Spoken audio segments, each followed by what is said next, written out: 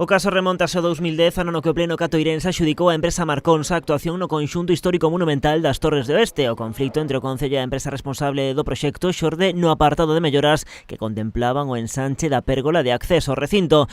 No 2014, o daquela rexedor, o socialista Alberto García, aprobou unha resolución de alcaldía liquidando esas obras. Aí comezou o tirapuxa xudicial entre o Concello e a empresa, que culminou agora coa recepción dun auto no que se desestiman as pretensións do anterior goberno. A débeda non poderá pagarse en 15 anos, senón que como moito en 2. O importe ascende a máis de 180.000 euros. Isto presenta unha gravidade extrema e uns prexuicios ao Concello de Catoira pola irresponsabilidade de Alberto García e o seu equipo.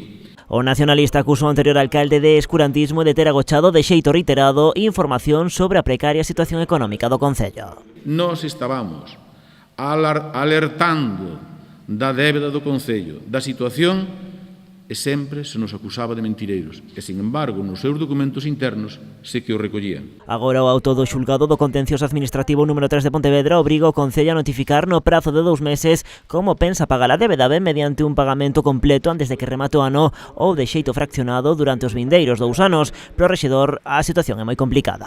A situación económica do Concello é crítica e agrávase con esta comunicación que tivemos.